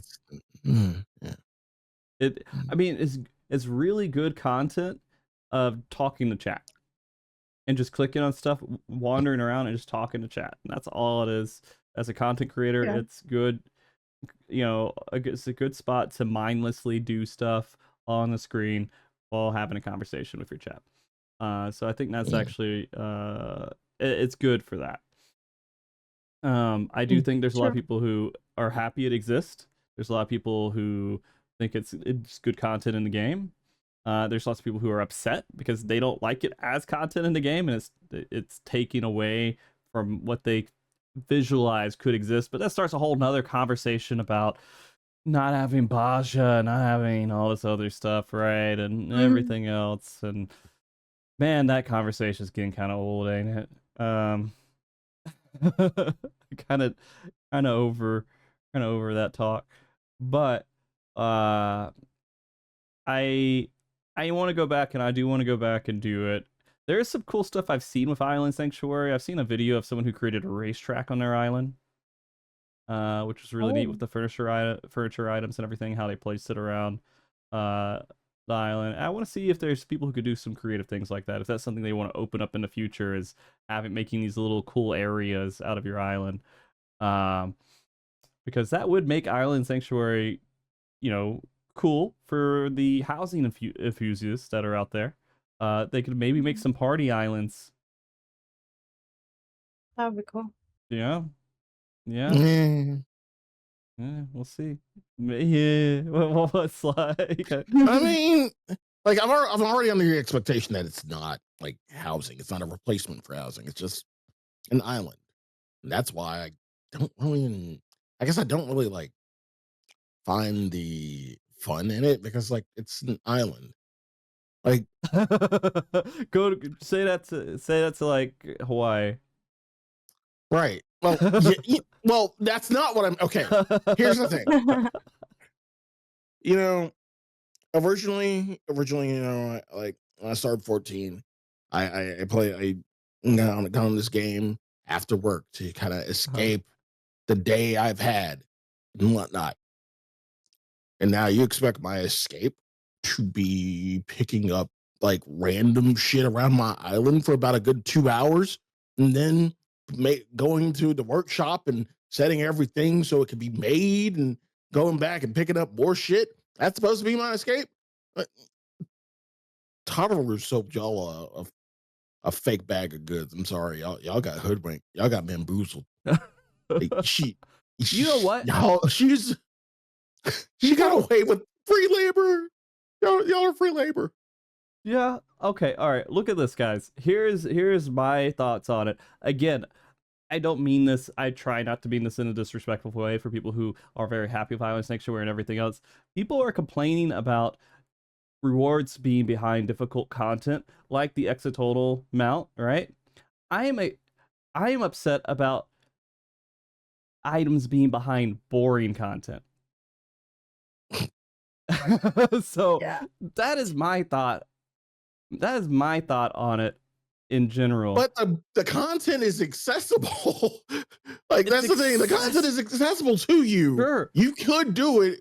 You just choose not to. Yeah. That is true. Choose not to. All right. People could be good at the game. They just choose not to. Right? Wow. Wow. I don't know. Wow. So that all being said, I mean, people could go and make friends. They could do raids with. They just choose not to. Anyways, that whole conversation, that whole conversation, it could go in a whole different direction here. But Island Sanctuary, I think, is something that has kind of faded away. It hasn't been like a huge emphasis on, wow, this is a great part of the expansion. It just exists and it's there, and people either happy it's there or not happy it's there, but no one's like super excited, crazy, looking forward to the next iteration of Island Sanctuary. I don't think. Yeah. People level to like the max day like 2 or something. So and then after that I was like, okay, now what? I feel like if you could maybe move around like furniture inside, you know, decorate inside the little places that are there, that would be cool. You can do a little bit of it, right? Because they added the furniture part to it. It's just, I don't know. I don't know how extensive that is. It's a moneymaker. Well, it was a moneymaker when it first got implemented. Like the people who bought furniture, people who wanted furniture for the island bought furniture that day. And like, I mean, I guess like it still is a moneymaker to a certain extent, but you know, really, I just need to get on my island for the money. Like apparently it is good for gills. So apparently I need to get in that. Yeah. That's why I'm doing it too. It's because people told me it makes money and I'm poor. So how poor are you, Frosty? I think just the other day I was at 5 million gil. But I have raised it up to about 8 million gil currently. Okay. So. Do you craft your own pots? Because that's not a lot. Do you craft at all, period? People donate pots to me sometimes. Oh my god. Dreamer privilege. Frosty, crafting's not that bad. It's not that bad, I promise you. It ain't. It's actually pretty fun. That's content. That's content that you could talk. You just chat with. Yeah, you can have a few beers, talk with chat, and like like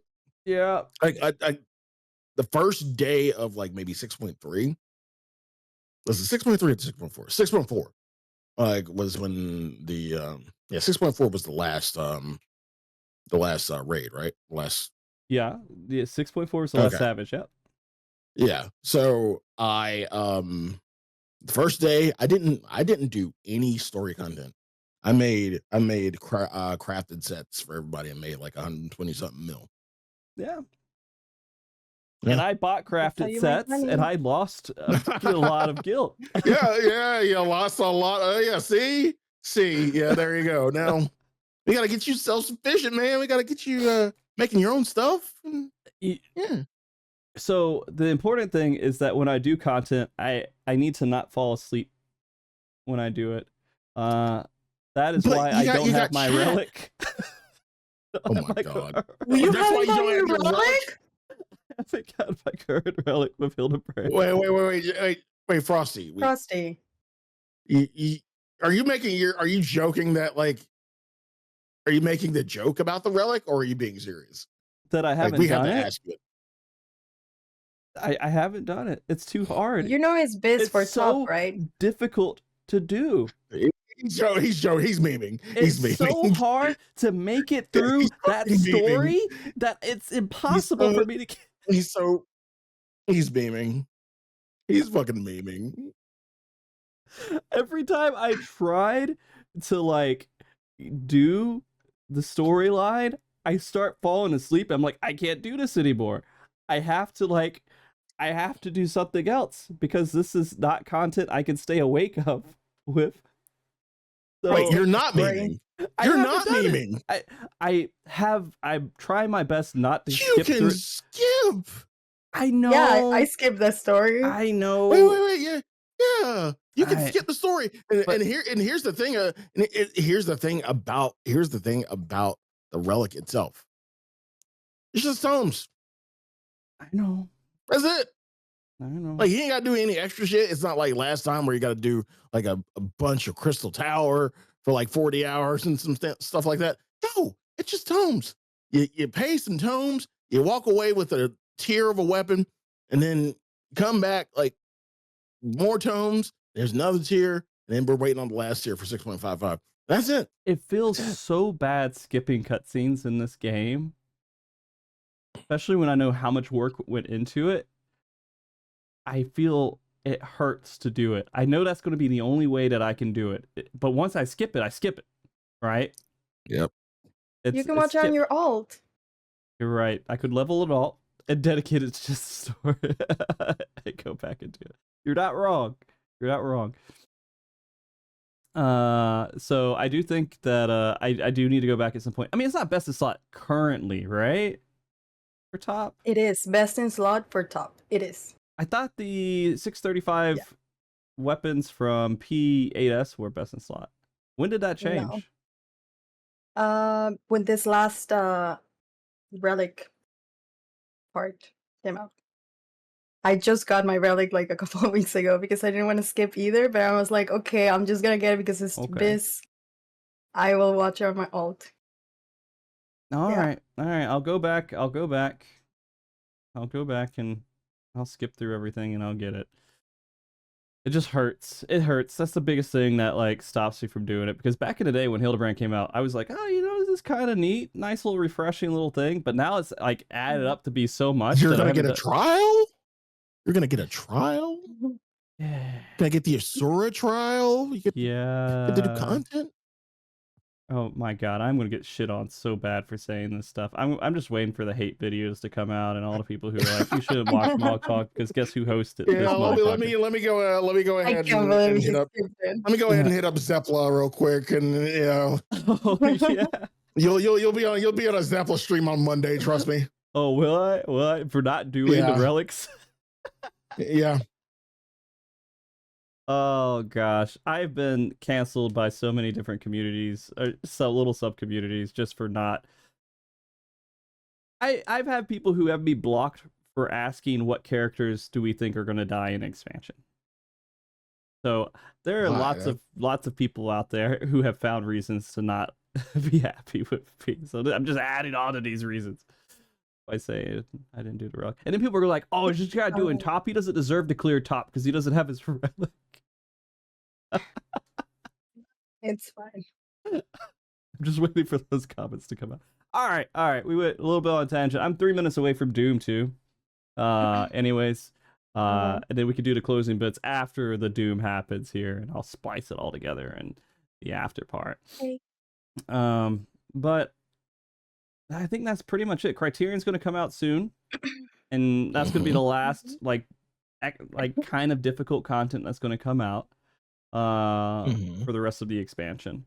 And we've heard that they have kind of wanted to add in incentive with gear, but the incentive was an upgrade piece for completing Savage. That feels out of place. Does it not? It feels shitty. It feels kind of shitty that like, and even like some of the Savage players are saying, or some of the Raiders are saying, only Savage? Really? What about the other modes? No? No? Okay. Yeah, like you said, it feels definitely out of place. I can understand that upgrade piece existing for like the normal Criterion, but not the Savage version of Criterion. Savage is just the challenge part. That's where you get a mount, or that's where you get like some special title or glam or something from it. Portrait. Yeah. Or something different. Yeah. I don't know. It doesn't make any sense how they decided that was going to be the change. Go ahead. Yeah, and again, we've been asking for incentive from Criterion ever since we got it. And I understand this is going to be, because like we're probably going to get Criterion again in Dawn Trail or something similar to it. And I understand this is going to be the initial test of how they should incentivize Criterion from here on in. But at the same time, we're at the point now where, you know, 6 point, or what are we saying? 6.55 for Criterion, or 6 point what? 6.51. You're off, Sly. How do you not know it's at the end of this month? 6.51. Right after FanFest. Or 6 Okay. point, yeah, 6.5. Yeah, right after FanFest. Mm-hmm. Come on. Okay. Oh, shut up.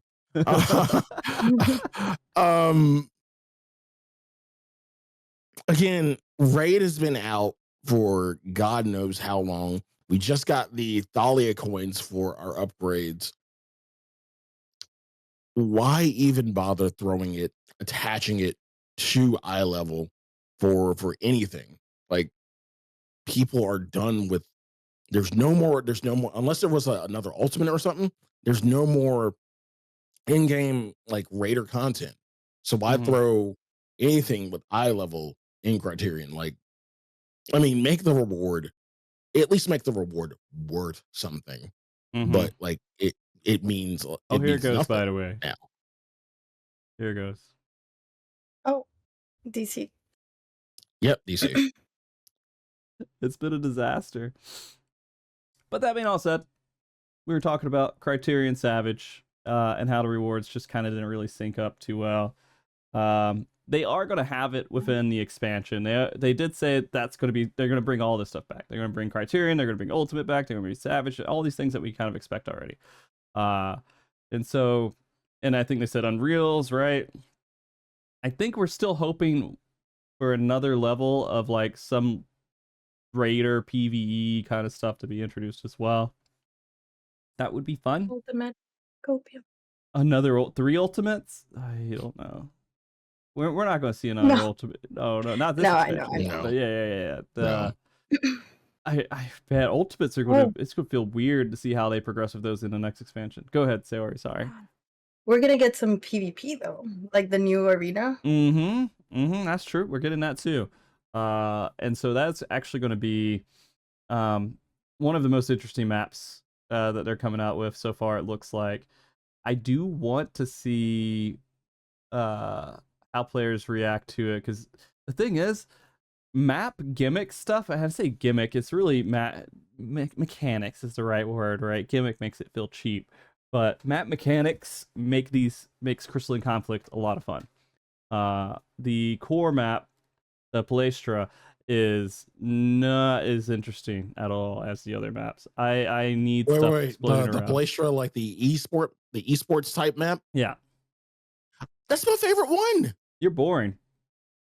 I know, I'm basic as shit. Like, I don't mind. Like, okay, I'm the complete opposite of you. I feel like the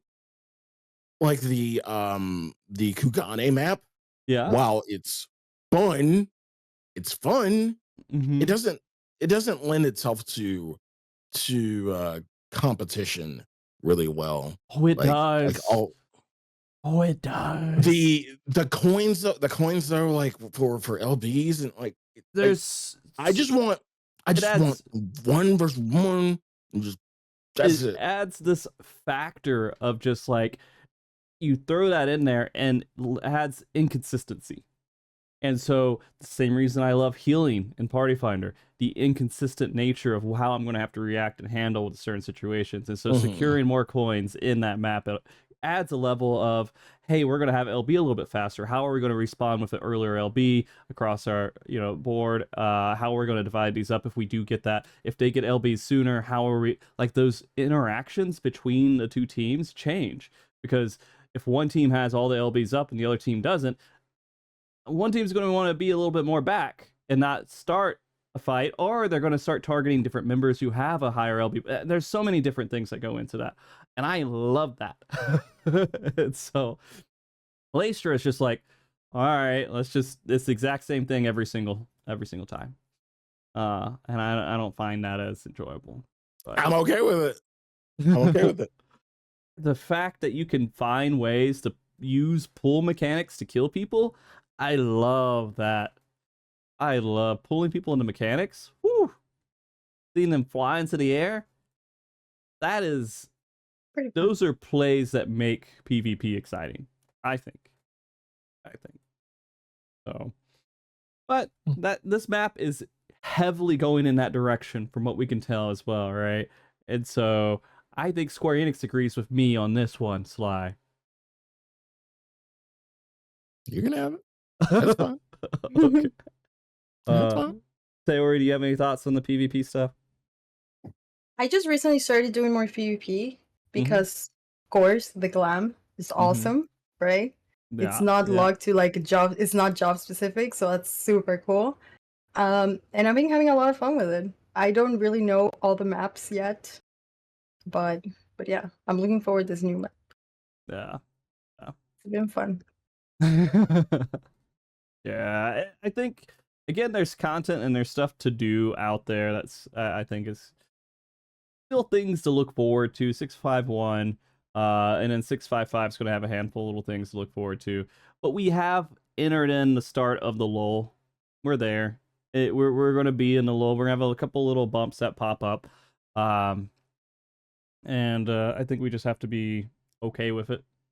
And it's something that happens every single expansion cycle. I think it has. I've seen it. The only hiccup we've ever had is when Asmongold came and played Final Fantasy 14 right at the end. That changed the dynamic of the lull, and I think people are still looking to have that feeling there, but we're never going to have that kind of situation in this game again. That's it. No. Yeah. So just waiting for the new expansion. Yeah, that's it. And we've done it sort of for Endwalker. Endwalker's a little bit, not Endwalker, sorry, Heavensward. Sort of for Heavensward.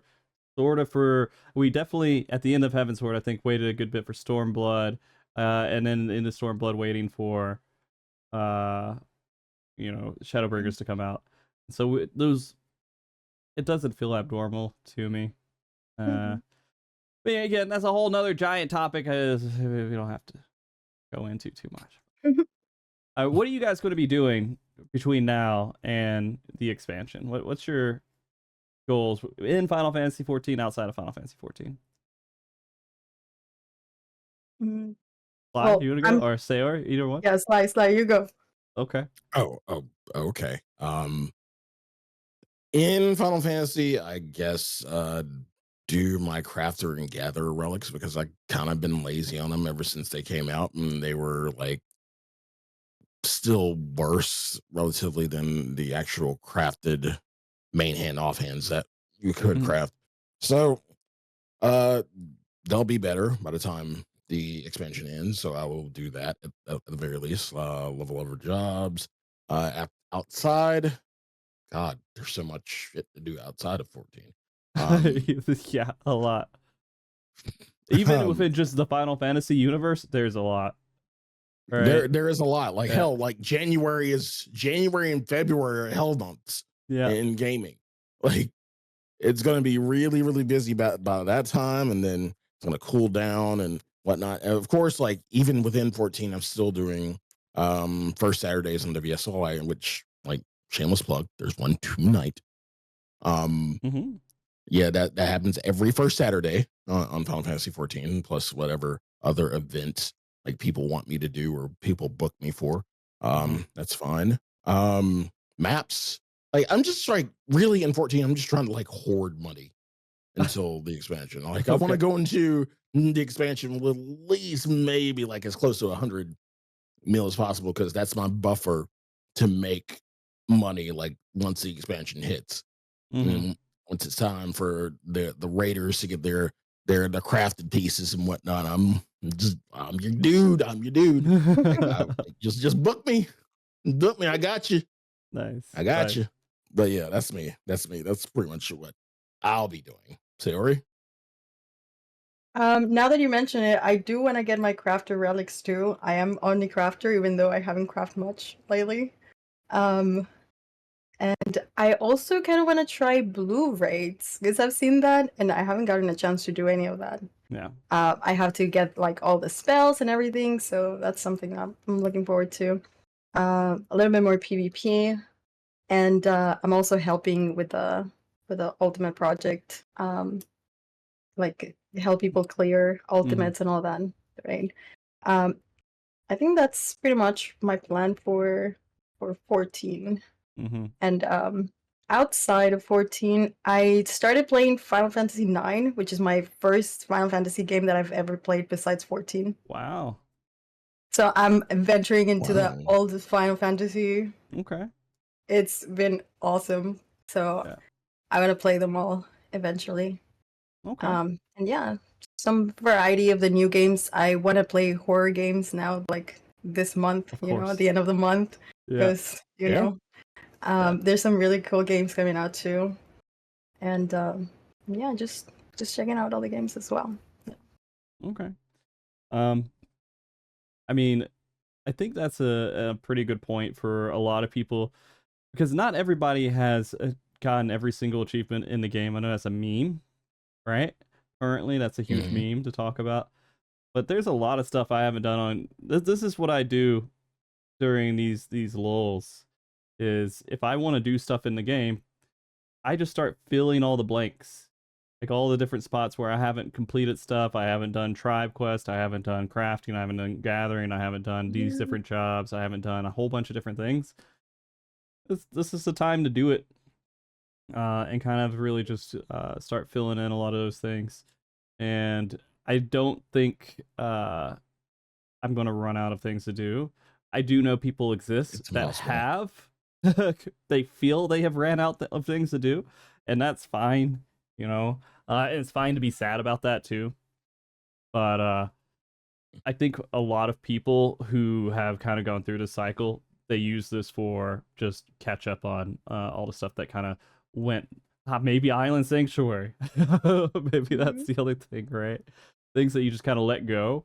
Just go back and spend some time on it and absorb that content. There's the crazy thing about Final Fantasy 14 is so much of its content is just still there. From all the old expansions, all the old stuff, it's still there to do. It hasn't been deleted from the game. There's only been a couple pieces of content that have been deleted from the game, but most of it's still there to do. Eureka's still there to do. Baja's still there to do if for anyone who hasn't completed any of that stuff. And there's actually Discords that do BA. Right? Still, yeah. And so all that content is still existing in some way, and you can do literally everything in Final Fantasy 14 that requires a lot of people to do it, because people still do it. As in the question about what's been deleted, the one thing I think about is the original diadem. That's been kind of taken. Now it's a crafting gathering thing, right? But the original diadem it's gone. It's not here anymore. But yeah, guys, I think this is good to kind of end off and start doing some closeouts here. I got a tech that's going to show up very soon, so I do have to wrap up personally myself. But this has been fun. I'm glad I brought both of you guys on and we did this. I know it was again a little short notice, but I do like to talk with you guys. You guys are awesome. Yeah, 24 hours. What do you need? You need 24 hours. It's fine. Yeah, just replied yesterday at 2 a.m. or something. Yeah. I swear to God, chat. Like Frosty hits me up when he just ain't got nobody. It's me and Lambatad that he hits up when he ain't got nobody. I promise you. No, you're very dependable, and you have a broad ability to like talk about the game, right? And so it's very easy. Doing that for how long? Yeah. Some people I don't know as well, and I gotta do a little bit of courting, right? I gotta be like, hey, you want to come on this show? You might not know me. Sly's like, I got you, right? So it works out pretty well. And I miss having Saori on, and we haven't had Saori on in a little while. And so I'm glad we were able to get you on. I was gonna get Ponto on as well. He couldn't make it. I haven't had Ponto on the show yet. One day we'll have Ponto on. Yeah. And we can talk about some of this stuff too. But that being all said, for being such an amazing guest coming on like you guys have, I want people to know where they can find you if they want to come and see you, whether it's beating up robots or playing Final Fantasy 14. Sly, can you do your shout outs and where people can find you? You can find me at twitch.tv/Sly, aka Gray Fox. You can find me on Twitter at Sly the Fox. Those are usually my main two. Yeah, like he says, like I like robots. I like robots. So like whenever I'm not like I'm kind of taking a break from Gundam because of like just a bunch of stuff happening as of recent. Hopefully it starts to die down a little bit, but this month is still kind of busy though. Um Spider-Man's coming out. I still gotta play a Dragon Quest game because that's the incentive I got met and everything. Other than that, the usual 14. Like I'm the 14, still raiding every Sunday. I'm still also your haven for if you want if you are into the sports ball, aka football, and you want a place to just relax and watch some football and just have some food and just chat. That's I'm your place every Sunday. Um like I said, first Saturdays, which again, there's a first Saturday tonight. Line starts at 8, doors open at 9, and just wear something spoopy. Like, just be spoopy. Yeah. That's it. Okay. The technician's at the doorbell, but it's okay. It's okay. They can wait a second. Do you need to go to the door like Saori can like Yeah, do you your go. shout outs. Do your shout outs right now. Yeah, I'll be you can right go. back, okay? While you're doing that. Mic off. So Saori, where can everyone find you? on. What are you working on? What are you up to? Okay. Mic off. So where you can find me at twitch.tv/SaoriV and Twitter GG_Saori. That's where I usually post whenever I go live or there's something else going on. I do a lot of ultimates. I pretty much do ultimates like every time I stream, kind of. And I've been playing Final Fantasy IX. That's been really fun. I'm looking forward like finishing that game. And yeah, a little bit of variety too. Yeah, there's a Discord you can join at /Space Travelers. And yeah, that's about it. I've been doing a little bit of raiding later tonight as well. Cool. It's nice to meet you too, Sly. I never got a chance nice to meeting you, actually talk to Saori. you. I know. Like Mic on. usually whenever I come in, you were like you have raid face, so I don't like to interrupt friendos when they're in raid face. So yeah, like I've been kind of like just in your chat, but while you've been in raid face and yeah. Yeah. Yeah. I'm playing now Final Fantasy IX, so I can talk to chat a little bit more. And I apologize, guys. Yeah. I didn't even get to talk to them. They went back to their truck, but they saw me open the door. I'm sure it'll be fine. They're never on time. So when they give a 4 to 6, like when they say between 4 p.m. and 6 p.m., you assume it's like 6 p.m., right? Oh, screw that window that they give you. Yeah. That window is like so off. Yeah. But anyways, I'm sure you guys all know exactly where to find Saori now.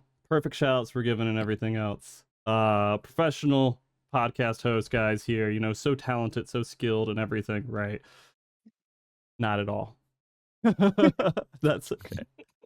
But thank you all for watching. On this channel in particular, we will be we're doing some more sporadic talks throughout the week that I'm going to start introducing to the MogTalk channel. For example, on Thursday, we brought on someone who wrote a book on Greek mythology within the Final Fantasy VII series to talk about Greek mythology overall for Final Fantasy. And that was a really interesting. And we have that posted up if you guys want to go watch that. We're going to have more of those coming up in the future too. Next Mog Talks are going to be around a couple different topics. I plan to have a show dedicated to Ultimates and kind of what our expectations should be for Ultimates. Maybe Saori would be interested in that conversation too, to be honest with you. Probably. Yeah.